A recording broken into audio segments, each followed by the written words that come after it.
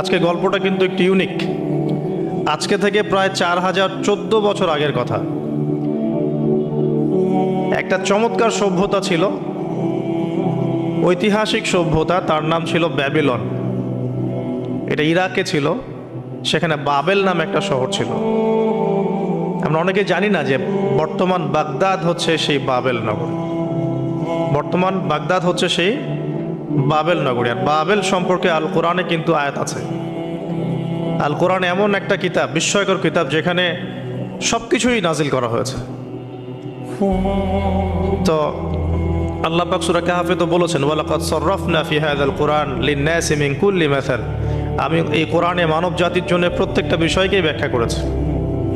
ওয়া নাযালনা আলাইকাল কিতাবা তিবয়ানান লিকুল্লি শাই। হে নবী, আমি আপনার প্রতি এমন একটা কিতাব নাজিল করেছি যেটা তিবয়ানান লিকুল্লি শাই, প্রত্যেকটা বিষয়কে ব্যাখ্যা করে। যারা আহলে কোরআন ভ্রান্ত আকীদার অনুসারী, তারা কিন্তু এই আয়াত থেকেই দলিল পেশ করে যে কোরআন তো তিবয়ানান লিকুল্লি শাই, প্রত্যেকটা বিষয়ের ব্যাখ্যা। তার নতুন করে হাদিসের কি প্রয়োজন আছে? এটা আমাদের আলোচনার টপিক না, আমরা ওদিকে যাচ্ছি না। তো আল্লাহ পাক কোরআনে কিন্তু বাবেল নগরীর কথা বলেছেন। সূরাতুল বাকারার 101-2 এই আয়াতগুলোতে আছে।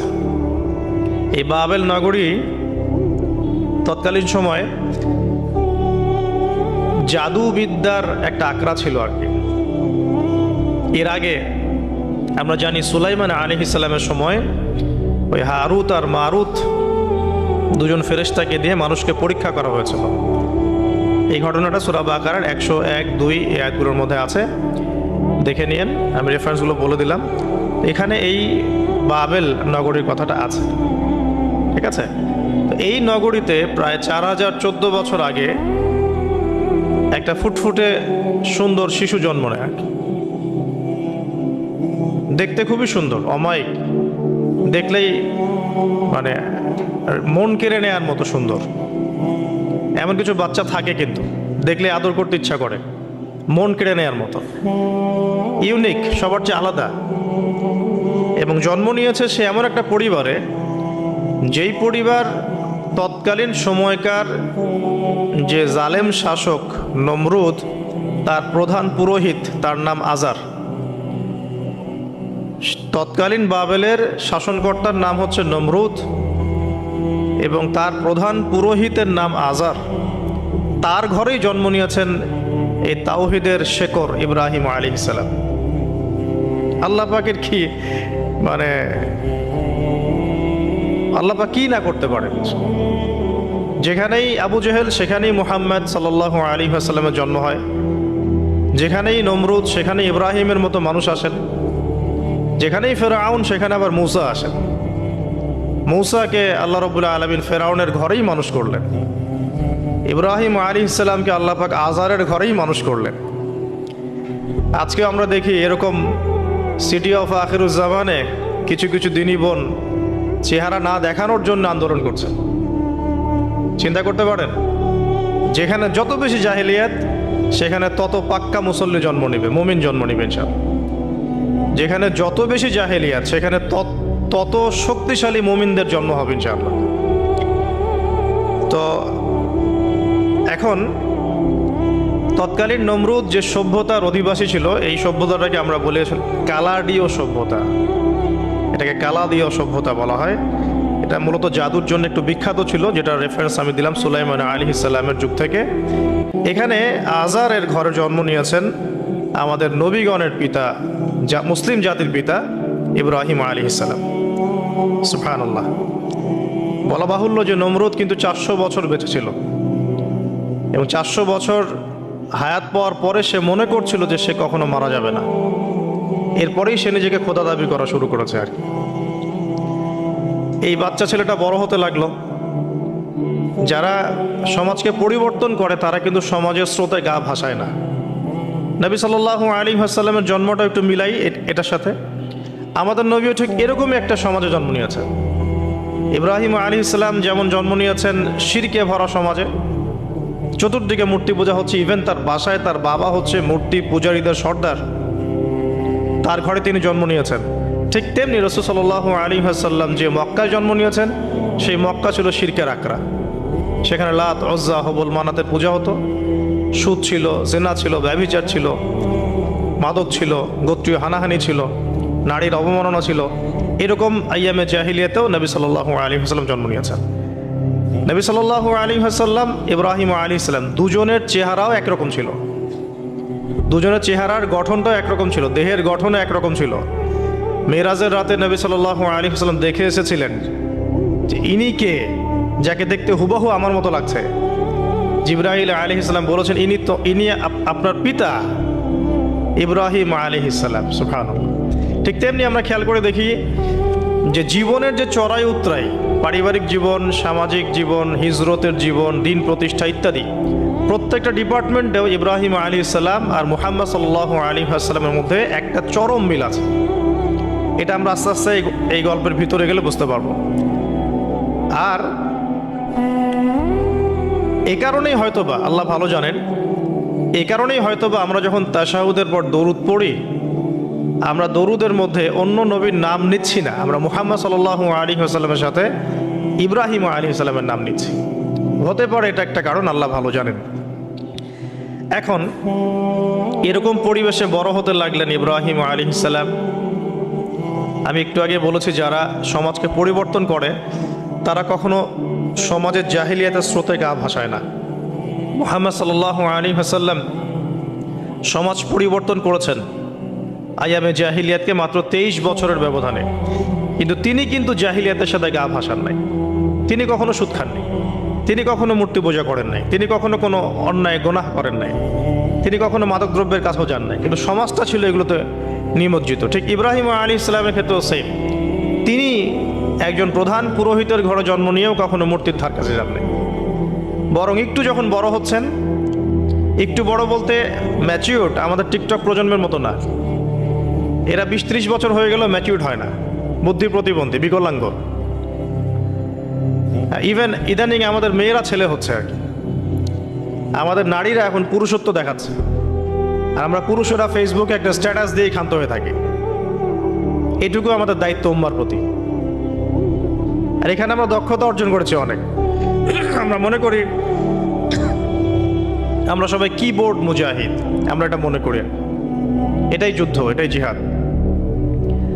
আর নারীরা মাঠে যুদ্ধ করছে এখন, সম্ভ্রমের জন্য, অধিকারের জন্য ইত্যাদি। ফ্যামিলিস্ট রেভলিউশনের দিকে তাকালেও তাই দেখা যায়। ছেলেরা এখন বেকার হয়ে যাচ্ছে, কিন্তু মেয়েরা স্বাবলম্বী হচ্ছে। তারা দিনদার নয়, এই মেয়েগুলো দিনদার নয়, কিন্তু জীবনে প্রতিষ্ঠিত হওয়ার জন্য লড়ছে, চ্যালেঞ্জ গ্রহণ করেছে। এটা ছেলেদের উচিত ছিল। তা আজারের ঘরে জন্ম নেওয়া সেই ইব্রাহিম কিন্তু চ্যালেঞ্জ গ্রহণকারী একটা ছেলে। সে এখন তার পিতাকে বলছেন, কি বলছেন আমরা একটু কোরআনের ভাষা শুনি। আল্লাহ রাব্বুল আলামিন বলছেন, সূরা মারিয়ামের মধ্যে এসেছে ঘটনাটা 41 থেকে 45 নম্বর আয়াতের মধ্যে। আল্লাহ পাক বলছেন, ওয়াজকুর ফিল কিতাবি ইব্রাহিম বা'দা আউযু বিল্লাহি মিনাশ শাইতানির রাজীম। হে নবী মুহাম্মদ সাল্লাল্লাহু আলাইহি ওয়াসাল্লাম, আপনি এই কিতাবে ইব্রাহিমের ঘটনা বর্ণনা করুন। ইয ক্বালা লিআবিহি, যখন ইব্রাহিম তার বাবাকে বললেন, তার বাবা মানে আজারকে বললেন, ইয়া আবাতি, হে আমার বাবা, লিমা তা'বুদু, তুমি কেন ইবাদত করো এমন সত্তার, মা লা ইয়াসমাউ, যে শুনতে পারে না, ওয়ালা ইউবসিরু, দেখতেও পারে না, ওয়ালা ইউগনি আনকা শাইআ, তোমার কোনো উপকার করতে পারে না। একটা ছেলে যার বয়স হবে 15 থেকে 20, হয়তো বা হাইয়েস্ট, তার কাছে কি এমন জ্ঞান আসলো যে সে তার বাবাকে এখন চ্যালেঞ্জ করছে। তার জ্ঞানতাত্ত্বিক যুদ্ধ শুরু হলো, আদর্শিক যুদ্ধ শুরু হলো বাবার সাথে। হে আমার বাবা, আপনি কেন এমন সত্তার ইবাদত করছেন যে শুনতেও পারে না? অসারতা দেখিয়ে দেওয়া হচ্ছে চোখে আঙ্গুল দিয়ে, দেখতেও পারে না, আপনার তো কোনো উপকারও করতে পারে না, কোনো ক্ষতিও করতে পারে না। ওয়ালাম ইউগনি আনকা শাইআ, ইয়া আবাতি, হে আমার বাবা, ইয়া আবাতি ইন্নী আখাফু আন ইয়ামাসসাকা আযাবু মিনার রাহমানি ফাতাকুনা লিশ-শাইতানি ওয়ালিয়া, হে আমার বাবা, আমি ভয় পাচ্ছি যে আপনার উপরে না আবার আল্লাহ পাকের গজব নেমে আসে এবং আপনি শয়তানের ওলি না হয়ে যান। ওলি মানে কি? বন্ধু, বন্ধু, শয়তানের বন্ধু না হয়ে যান। ইয়া আবাতি ইন্নী ক্বাদ জাআনি মিনাল ইলম মা লাম ইয়াতিকা ফাত্তাবি'নি আহদিকা সিরাতান সাওয়িয়া। কি চমৎকার কথা! ছোট্ট ছেলেটা বলছে, হে আমার বাবা, আমার কাছে একটা জ্ঞান আসছে, জ্ঞান, আমার কাছে একটা জ্ঞান এসেছে যেটা তোমার কাছে আসে নাই। ফাত্তাবি'নি, তুমি আমার অনুসরণ করো। আহদিকা, আমি তোমাকে পথ দেখাবো। সিরাতান সাওয়িয়া, সহজ সরল পথ দেখাবো তোমাকে।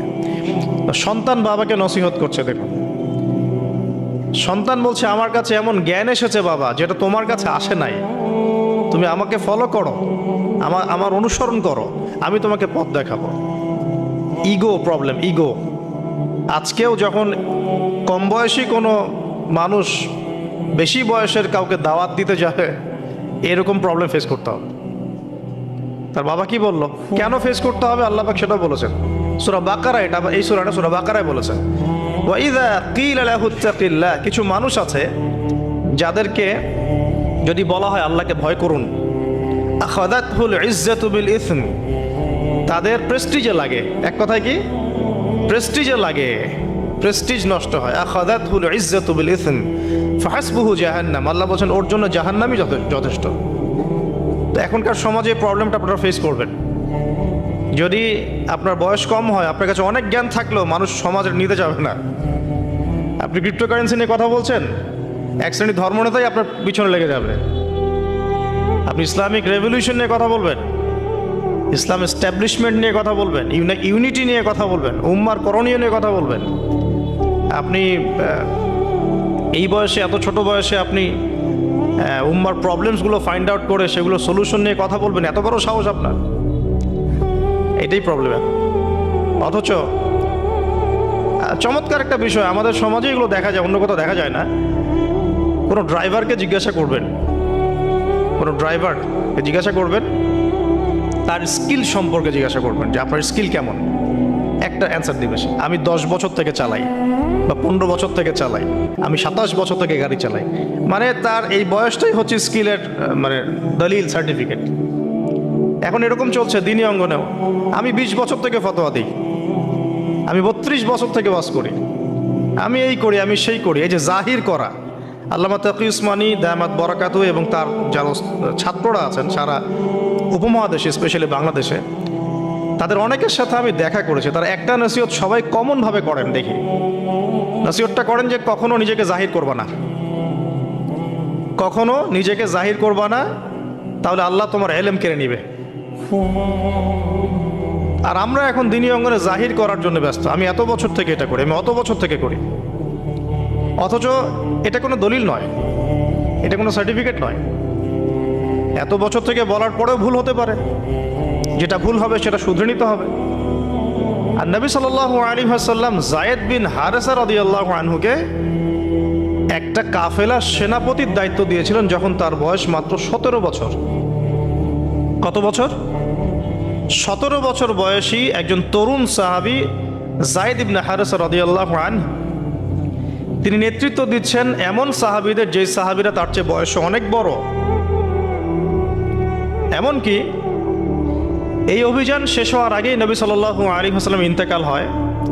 তার পরবর্তীতে আবু বকর সিদ্দিক রাদিয়াল্লাহু আনহু সেই অভিযান আবার চালানোর চেষ্টা করেন, আবার চালানোর জন্য মনস্থ করেন। তিনি আবার যায়েদ বিন হারেসা রাদিয়াল্লাহু আনহুকেই নেতৃত্ব দেন।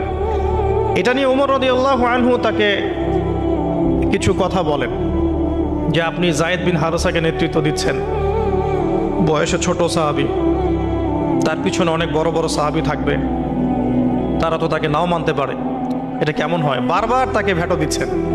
শেষমেশ আবু বকর সিদ্দিক রাদিয়াল্লাহু আনহু একটু রেগেই বললেন যে ইস্তা'মালাহু রাসূলুল্লাহ ওয়া আনতা তা'মুরুনি আন আনজি'হু, তাকে স্থলাভিষিক্ত করেছে স্বয়ং আল্লাহর রাসূল, আর তুমি এসে আমাকে বলছো আমি তাকে অপসারণ করব। সুবহানাল্লাহ। নবী সাল্লাল্লাহু আলাইহি ওয়াসাল্লাম যোগ্যতা দেখতেন মানুষের, কার যোগ্যতা কতটুকু আছে। তো ওইদিকে আমি ভিতরে ঢুকছি না। আমরা এখন সোশ্যাল অ্যাফেয়ার্সে যা দেখি যে আমরা যোগ্যতার চাইতে অন্যান্য বিষয়গুলোকে বেশি মূল্যায়ন করা শুরু করি আর কি। এতে করে তরুণরা উঠে আসতে পারে না, তরুণদের জার্নি অনেক টাফ হয়। এবং যারা স্পেশালি জেনারেল ব্যাকগ্রাউন্ড থেকে দিনের দিকে আসার চেষ্টা করেন, তারা পদে পদে হতাশ হয়। তাদেরকে বুকে নেওয়ার মানুষ খুব কম থাকে। কেন জানি তাকে মানুষ কাউন্টার মনে করে, এনিমি মনে করে, অন্তর্দাহ সৃষ্টি হয়, জ্বালান হয়। হঠাৎ করে উড়ে এসে জুড়ে বসলো, উম্মার দায়িত্ব নিয়ে নিচ্ছে, কোত্থেকে আসলো এটা? এরকম একটা দৃষ্টিভঙ্গি আমরা দেখতে পারি আর কি। এটা কাম্য ছিল না এটা। বরং তরবারি যত আপনি শান দিবেন তত ধারালো হবে। তো শান দিবে কারা? যারা তরোয়াল চালাতে পারে তারাই। যারা চালাতে পারে তারা যদি তরোয়ালকে ভোতা করে দেয় তাহলে তো এটা দিয়ে আপনি জালেমের গর্দান কাটতে পারবেন না। তো যাই হোক, আমরা বেশি হাইথটের কথায় না যাই। আজার এখানে ছিলাম, দেখেন বাবাকে সন্তান উপদেশ দিচ্ছে। এবার বাবার উত্তরটা শোনেন। বাবা কেন গ্রহণ করলো না? বললাম প্রেস্টিজ ইস্যু। তুমি ছোট মানুষ হয়ে আমাকে এত বড় কথা বলো? হ্যাঁ, তখন বাবা বলছেন, আনতা আরাগিবুন আনতা আন আলিহাতিনা ইয়া ইব্রাহিম। হে ইব্রাহিম, তুমি কি আমাদের ইলাহগুলো, উপাস্যগুলো থেকে মুখ ফিরাচ্ছ? তুমি কি আমাদের উপাস্যগুলো থেকে মুখ ফিরিয়ে নিচ্ছ? আনতা আরাগিবুন আনতা আন আলিহাতিনা ইয়া ইব্রাহিম লাইন লাম তানতাহি।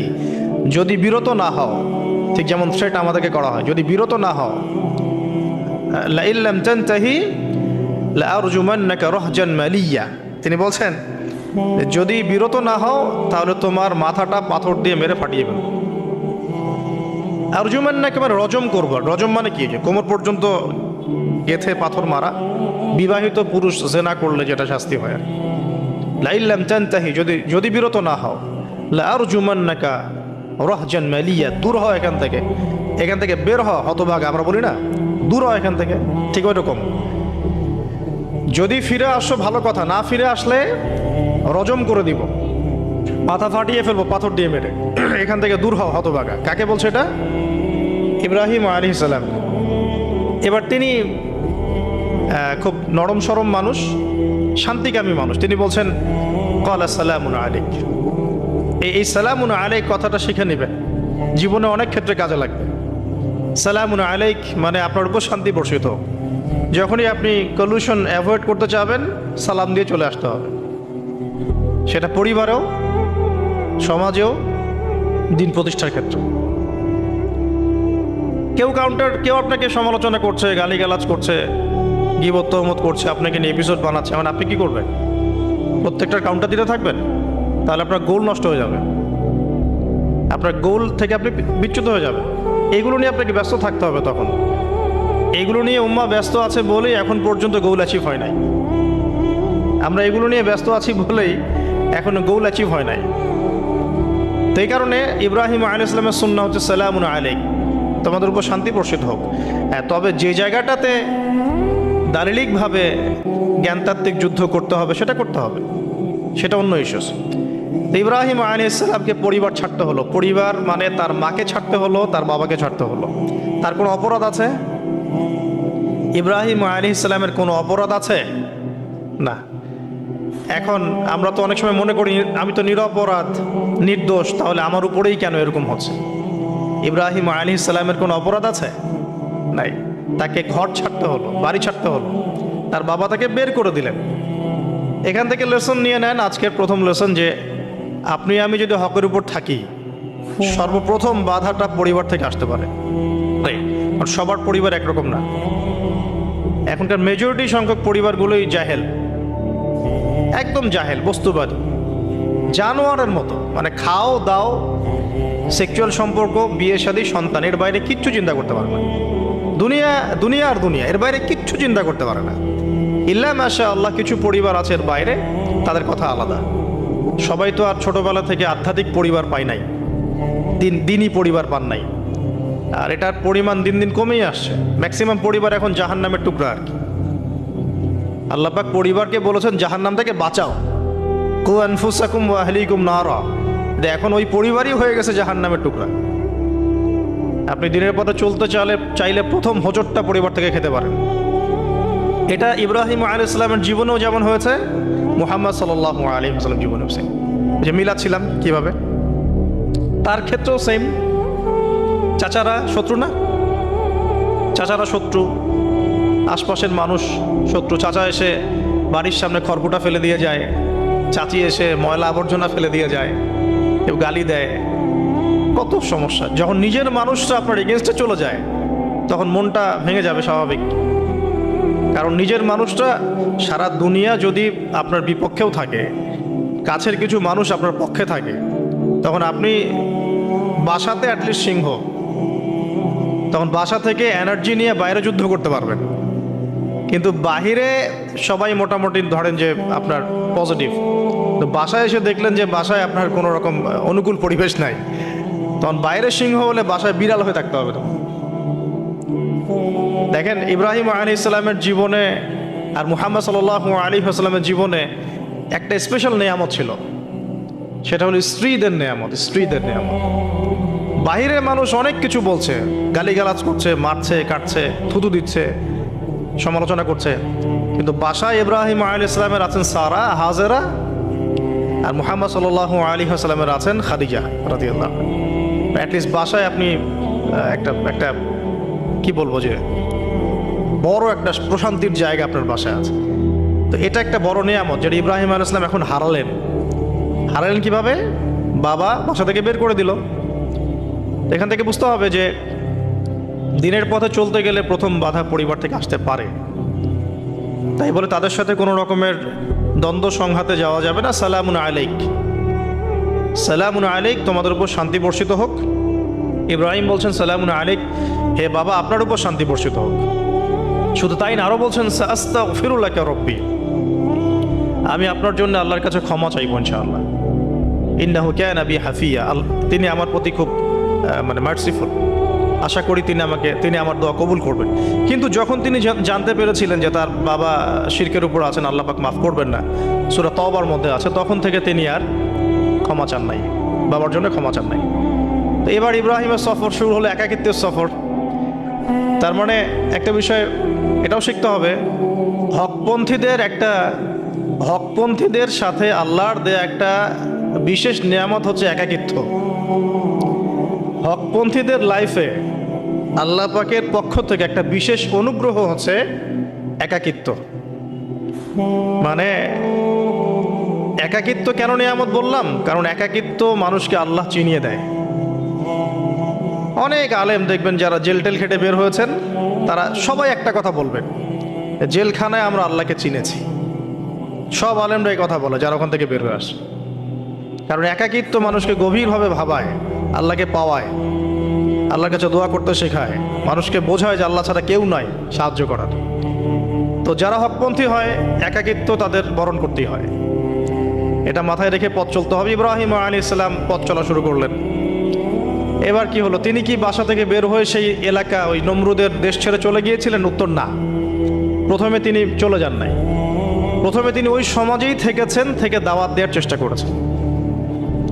তিনি ওই সমাজেই থেকেছেন, থেকে দাওয়াত দেওয়ার চেষ্টা করেন, ঠিক মুহাম্মদ সাল্লাল্লাহু আলাইহি ওয়াসাল্লামের মতোই। সমাজের মানুষ যখন নির্যাতন নিপীড়ন করছেন, তিনি কি শুরুতেই সমাজ ছেড়ে বের হয়ে চলে গেছেন? না, 13 বছর দাওয়াত দিয়েছেন। কত বছর? 13 বছর। তো ইব্রাহিম আলাইহিস সালাম সমাজের মানুষকে দাওয়াত দেন। কিভাবে দেন? কোরআনে এভাবে ভাষা আসছে। আমি সূরাগুলোর নাম বলে দিই, আপনারা একটু চেক করে নিয়েন। সূরা আম্বিয়ার মধ্যে আসছে, সূরা সফফাতের মধ্যে আসছে, সূরা আনআমের মধ্যে আসছে। তো তিনি দাওয়াত দেন এভাবে যে ওয়াইজ ক্বালা ইব্রাহিম, যখন ইব্রাহিম বললেন লিআবিহি ওয়া কওমিহি, তার বাবাকে এবং তার কওমকে বললেন, মা হাযিহি তামাসিলুল্লাতী আনতুম লাহা আকিফুন, তোমরা এইসব কি মূর্তির উপাসনা করো, এদের চারপাশে ঘুরতে থাকো, কি সব করো? তো তারা বলে যে নাহনু বাল ওয়াজাদনা আবাআনা কাযালিকা ইয়াফআলুন, আমরা আমাদের বাপ দাদাদেরকে দেখেছি এইভাবেই করতে। তাদের রেফারেন্স কিন্তু এটাই ছিল, কোনো দালিলিক জ্ঞানতাত্ত্বিক যুক্তি বিজ্ঞান দর্শন এখানে নাই। এখানে কি ফিলোসফিটা কি? বাপ দাদাদেরকে দেখেছি করছে। তো এটা দিয়ে আবার অনেক সময় বাংলাদেশে আবার একটা ট্রেন্ড চালু করা হয়েছে যে তোমরা দীর্ঘদিন 1200 বছর থেকে যে ইসলামটা ফলো করে আসছো ওটা ভুয়া, আমরা যেটা নতুন মডারেশন দিচ্ছি এটাই সঠিক। এই দলিল সেম না। এখানে অমুসলিমদেরকে দাওয়াত দেওয়া হচ্ছে। অমুসলিমরা বলছে যে আমরা বাপদাদাদেরকে দেখেছি যে তারা এভাবেই মূর্তি পূজা করতো, আমরা তাই করি। এটার সাথে কি হানাফি মাযহাবকে মিলাবেন আপনি? হ্যাঁ, হানাফি মাযহাব বাপদাদা থেকে চলে আসে, ভুয়া, নতুন যেটা দিচ্ছি এটাই সঠিক।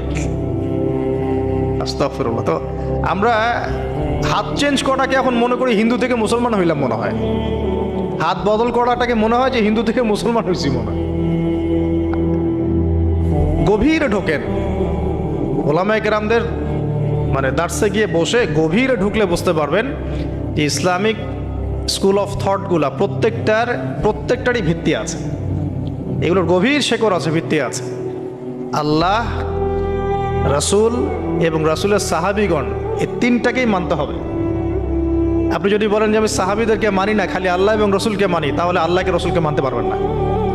সাহাবীদের অনুসরণ না করলে রসুলকে ফলো করতে পারবেন না।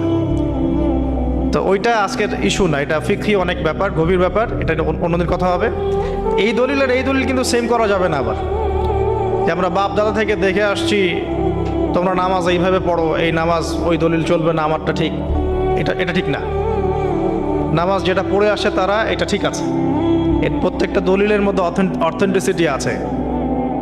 এরকম করে সমাজে ফিতনা ছড়ানো ঠিক হবে না, বিভ্রান্তি ছড়ানো ঠিক হবে না।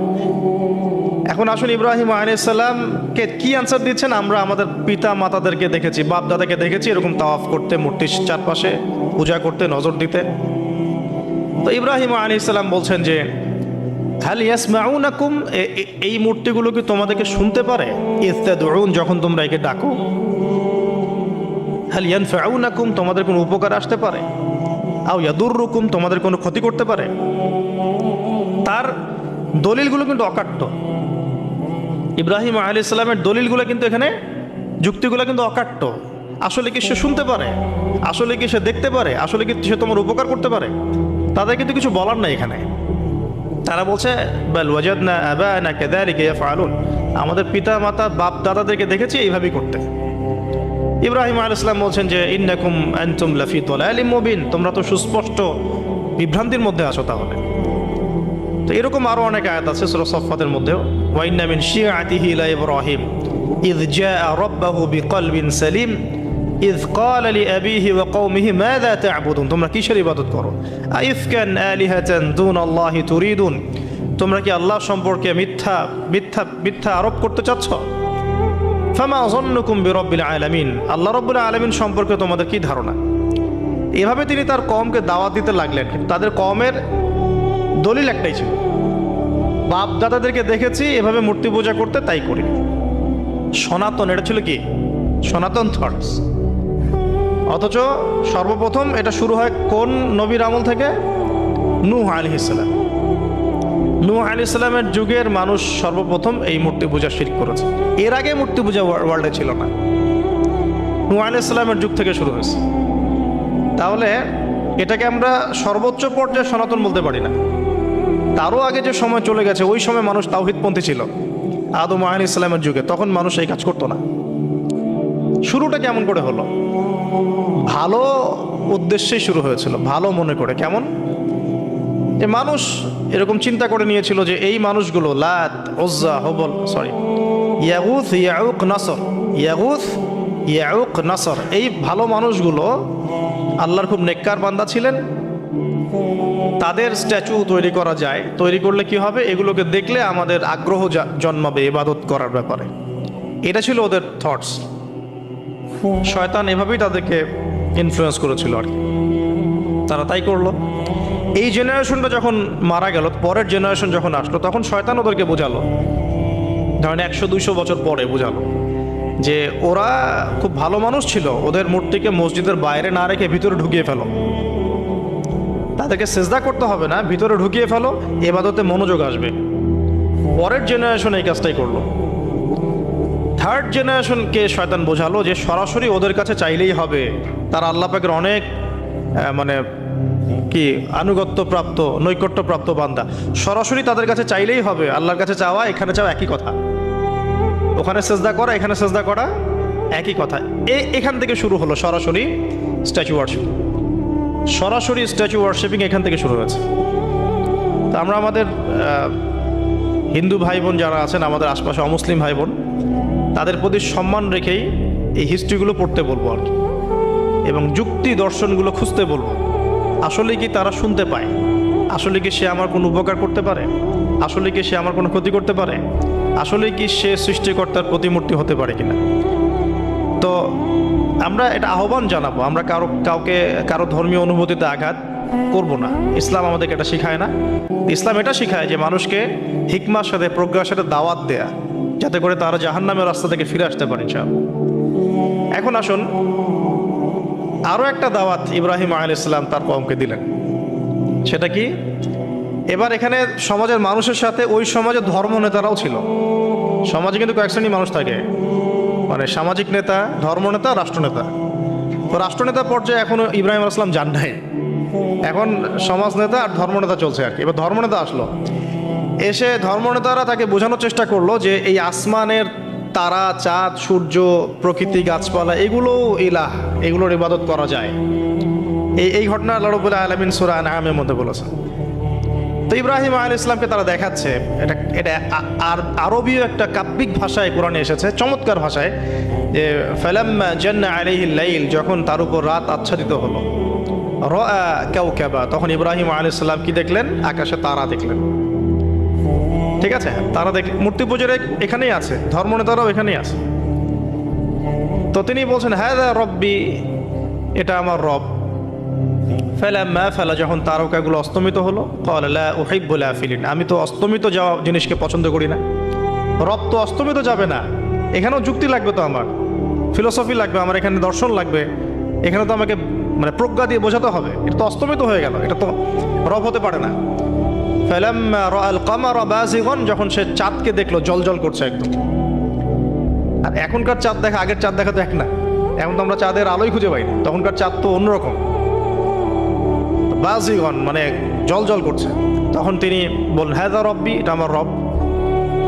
তখন ফালাম্মা ফালা, যখন এটাও অস্তমিত হয়ে গেল, তিনি বলছেন লাইল্লাম ইয়াহদিয়ানি রব্বি লাকুনান্না মিনাল কওমিদ দাল্লিন, আল্লাহ যদি আমাকে হেদায়েত না দেন তাহলে আমি এই দল্লিনদের অন্তর্ভুক্ত হয়ে যাব। ইব্রাহিম আলাইহিস সালাম বলছেন ফালাম্মা রাআ শামসা বাযিগাতান, যখন এবার সূর্যকে দেখলেন দিনের বেলা, এটা তো আরো বড়। হাযা রব্বি হাযা আকবার, এটা আমার রব, এটা সবচেয়ে বড়। হাযা আকবার, এটা সবচেয়ে বড়। ফালাম্মা আফালাত, এটা যখন অস্তমিত হয়ে গেল, তখন তিনি বলছেন এই কথাটা যে ইয়া কওমি ইন্নী বারিউম মিম্মা তুশরিকুন, হে আমার কওম, তোমরা যেগুলোকে দিয়ে আল্লাহর সাথে শরিক করছো, এখান থেকে আমি আমার চেহারাকে ফিরিয়ে নিলাম। সুবহানাল্লাহ। তখন তিনি এই কথাটা বলেন ইন্নী ওয়াজ্জাহতু ওয়াজহিয়া লিল্লাযী ফাতারাস সামাওয়াতি ওয়াল আরদা হানিফাও ওয়া মা আনা মিনাল মুশরিকিন, আমি আমার চেহারাকে ফিরিয়ে নিচ্ছি এই আসমান সমূহ এবং জমিনের সৃষ্টিকর্তার দিকে, এবং আমি মুশরিকদের অন্তর্ভুক্ত নই। ইন্না সলাতি ওয়া নুসুকি ওয়া মাহইয়ায়া ওয়া মামাতি লিল্লাহি রাব্বিল আলামিন, আমার সালাত, আমার কুরবানি, আমার স্যাক্রিফাইস, আমার জীবন, আমার ফুল লাইফ, আমার মৃত্যু, সবকিছু কার জন্য? জগৎসমূহের প্রতিপালক আল্লাহর জন্য। লা শারীকা লাহু, তার কোনো শরীক নাই। ওয়া বিযালিকা উমিরতু, এই একনিষ্ঠভাবে তার ইবাদত করার জন্যই আমি আদিষ্ট হয়েছি। ওয়া বিযালিকা উমিরতু ওয়া আনা মিনাল মুসলিমিন, এবং আমি মুসলিমদের অন্তর্ভুক্ত। এই শুরু হলো এবার পুরো স্পষ্টভাবে তাওহীদের ঘোষণা দেয়া। তবে ইব্রাহিম আলাইহিস সালামের এক একটা পদক্ষেপ কি যৌক্তিক না, বৈজ্ঞানিক না, এবং অকাট্য প্রমাণ আছে না, এগুলোকে কিন্তু ভেদ করতে পারছে না তারা। এবার ইব্রাহিম আলাইহিস সালাম চিন্তা করলেন তারা এবার উচিত শিক্ষা দিতে হবে। তবে আগে বলেন এই যে উচিত শিক্ষাটার কথা বলছে, এটা আবার আপনারা খবরদার ভুলেও কোথাও দিতে যায় না, ঠিক আছে? এটারও সময় আছে। ইব্রাহিম আলাইহিস সালামের সাথে নবী সাল্লাল্লাহু আলাইহি ওয়াসাল্লামের জীবনের মিলের কথা বলছিলাম। নবী সাল্লাল্লাহু আলাইহি ওয়াসাল্লাম মক্কা বিজয়ের আগে কি কখনো মূর্তির গায়ে হাত দিয়েছেন কিনা বলেন? দিয়েছেন না। যখন মক্কা বিজয় হয়ে গেছে, পুরো স্টেটই আপনার, অথরিটি আপনার, তখন আপনি আপনার অ্যাকশন নিতেই পারেন, সেটা আপনার ব্যাপার, তখন আপনি কি করবেন? মুহাম্মদ সাল্লাল্লাহু আলাইহি ওয়াসাল্লাম কাবা ঘরে ঢুকে তখন মূর্তি ভেঙেছেন এবং বলেছেন ওয়াকুল জাআল হক ওয়া যাকাল বাতিল ইন্নাল বাতিলা কানা যাহুকা, তাই না? তো ইব্রাহিম আলাইহিস সালাম এবার শিক্ষা দেওয়ার চিন্তা করছেন। তিনি বলছেন যে যখন এরা মেলাতে যাবে, ওই উৎসবে যাবে, তখন আমি এদেরকে দেখে নিব। এটাও কোরআন চমৎকারভাবে বলেছে যে إذ قال لأبيه وقومه ماذا تعبدون أئفكا آلهة دون الله تريدون فما ظنكم برب العالمين فراغ إلى آلهتهم فقال ألا تأكلون। ইব্রাহিম আলাইহিস সালাম এবার যখন ওরা মেলায় চলে গেছে, যাওয়ার আগে আবার ইব্রাহিম আলাইহিস সালাম বলছিলেন যে ইন্নী সাকিম, আমি হচ্ছি অসুস্থ। আমি কি অসুস্থ? নাযারা নাযরাতান ফিন নুজুম, ইব্রাহিম আলাইহিস সালাম রাতের বেলা আকাশের দিকে তাকালেন একবার, তাকিয়ে ওদেরকে বললেন যে ইন্নী সাকিম, আমি অসুস্থ। এটা কৌশল, আমি অসুস্থ, এটা কৌশল। তো এই কৌশল আবার সব জায়গায় খাটাতে যায় না আর কি। তো এবার যখন তারা চলে গেল, ফারাগা ইলা আলিহাতিহিম ফাকালা আলা তাকুলুন, এবার তিনি ওই মূর্তিগৃহ যেটা ওদের, ওখানে ঢুকে বলছেন যে আলা তাকুলুন, তোমাদের কি হলো, খাচ্ছ না কেন? কাদেরকে বলছে এই কথা? মূর্তি, খাচ্ছ না কেন? মা লাকুম লা তানতিকুন, কি হলো, কথা বলছো না কেন? এবার ফারাগা আলাইহিম দরবাম বিল ইয়ামিন, এবার ইয়ামিন মানে ডান হাত, ডানাতে যা পেয়েছিলেন আর কি, তা দিয়ে সবগুলোকে ভেঙে চুরমার করে ফেলছে। ব্যাস, এবার ওরা যখন আসলো এসে বলছে যে আনতা ফাআলতা হাযা বিআলিহাতিনা ইয়া ইব্রাহিম, হে ইব্রাহিম তুমি কি আমাদের উপাস্যদের সাথে এই কাজ করেছো? ইব্রাহিম বলছেন লা বাল ফাআলাহু কাবীরুহুম হাযা, বরং এই বড়টা এই কাজ করছে, এর মধ্যে সবচেয়ে বড় যেটা আছে এই ব্যাটার কাজ, আমি করি নাই, আমি তো করি নাই। তখন ওরা তো এটা তো হতভম্ব হয়ে গেল, যে সে বলছে যে তুমি তো জানো, তুমি তো খুব ভালো করেই জানো যে তারা কথা বলতে পারে না, নড়াচড়া করতে পারে না, কিছুই করতে পারে না। তখন তিনি বললেন তাহলে তোমরা কেন এমন ইলাহের উপাসনা করো যে কথাও বলতে পারে না, শুনতেও পারে না, দেখতেও পারে না, তোমার উপকারও করতে পারে না, ক্ষতিও করতে পারে না। কিন্তু এবারও কিন্তু যুক্তি নাই, কোনো তাদের কাছে কোনো দলিল নাই, কোনো প্রমাণ নাই, কোনো যুক্তি দর্শন কিচ্ছু নাই। এবার শুরু হলো জুলুম। জালেমের কাজ কি? যুক্তি, জ্ঞান, দর্শন, বিজ্ঞান এগুলো দিয়ে যখন পরাস্ত, এগুলো দিয়ে পারছি না, এবার পেশি শক্তি। এবার কি? পেশি শক্তি। ব্যাস, এবার পেশি শক্তি। ইব্রাহিম আলাইহিস সালামকে নিয়ে যাওয়া হচ্ছে নমরুদের দরবারে। এবার চলো, এবার তোমার আজকে খবর আছে। এবার পুরো রিমান্ড হবে 7 দিনের। একদিন রিমান্ড হলেই অবস্থা খারাপ হয়ে যাওয়ার কথা। ইব্রাহিম আলাইহিস সালামকে এবার নিয়ে যাচ্ছে ধরেন নমরুদের কাছে। কি যে হবে আল্লাহ ভালো জানে।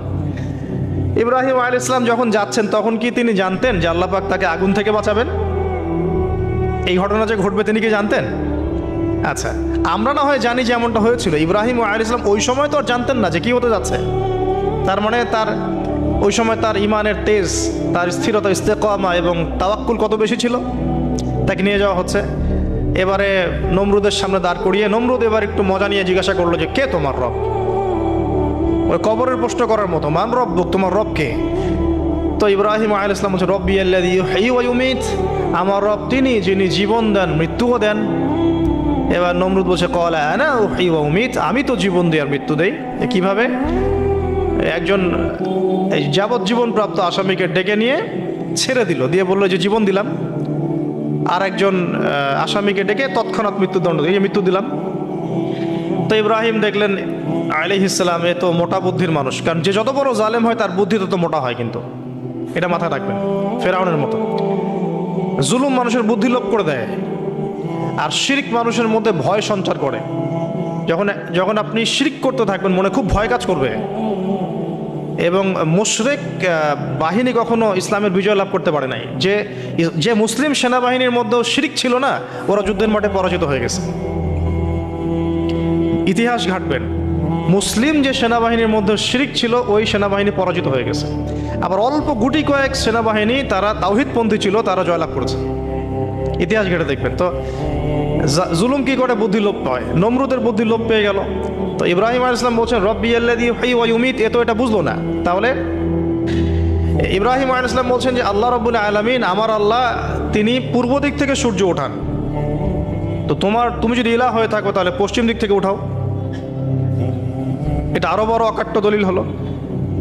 তার অবস্থাটা আল্লাহ ব্যাখ্যা করছেন এভাবে। আল্লাহ বলছেন ফাবুহিতাল্লাযী কাফার, কাফের একদম হতভম্ব হয়ে গেল। একদম হতভম্ব হয়ে তো লাভ নাই, পেশি শক্তি আছে আমার। তোমার যুক্তি, বিজ্ঞান, দর্শন, থিওরি তো আমার দরকার নাই। তোমার দিনের জ্ঞানের এলিমেন্ট তোমার দরকার নাই। তোমার ওয়াজ নসিহতের আমার দরকার নাই। আমার কাছে কি আছে? পেশি শক্তি আছে। পিঠায় সব সিধা করে ফেলাবে একেবারে। বাস, ইব্রাহিম আলাইহিস সালামের জন্য বলছে ফাল হাররিকুহু ওয়ানসুরু আলিহাতাকুম, একে জ্বালায় দাও, পুরায় দাও, একে জ্বালায় পুরায় দাও, তোমাদের ইলাহদেরকে সাহায্য করো। আল্লাহ পাক অন্য জায়গায় বলছেন যে ফাআরাদু বিহি কাইদান ফাজআলনাহুমুল আসফালিন, তারা ইব্রাহিম আলাইহিস সালামকে নিয়ে একটা বিশেষ বড় একটা কৌশল করল। এই কৌশলটা কি ছিল? তাকে অগ্নিকুণ্ডের মধ্যে ফেলে দেওয়ার একটা চেষ্টা করলো। আগুন জ্বালিয়ে রাখলো, বলা হয় 40 দিন। এগুলো হিস্ট্রি তাফসিরুলতে আসছে, আমি just Quran text to the point বলছি। তো আগুন দাউ দাউ করে জ্বলতে লাগলো, ওই ব্যাবিলন, ওখানকার সব মানুষ দেখছে বিষয়টা। ইব্রাহিম আলাইহিস সালামকে ফেলে দেওয়া হবে। দেখেন, যখন ফেলে দেওয়া হবে তখন কি ইব্রাহিম জানতেন যে তিনি আগুনে পুড়বেন না? তিনি তাহলে প্রস্তুত ছিলেন, তিনি তখন জীবন দেওয়ার জন্য প্রস্তুত ছিলেন। ঠিক আছে, এখন তাকে ফেলে দেওয়া হচ্ছে, ঠিক ওই সময়ে জিবরাইল আলাইহিস সালামের আগমন। সুবহানাল্লাহ। তিনি এসে বলছিলেন যে আমার কাছে কোনো হাজত আছে নাকি আপনার?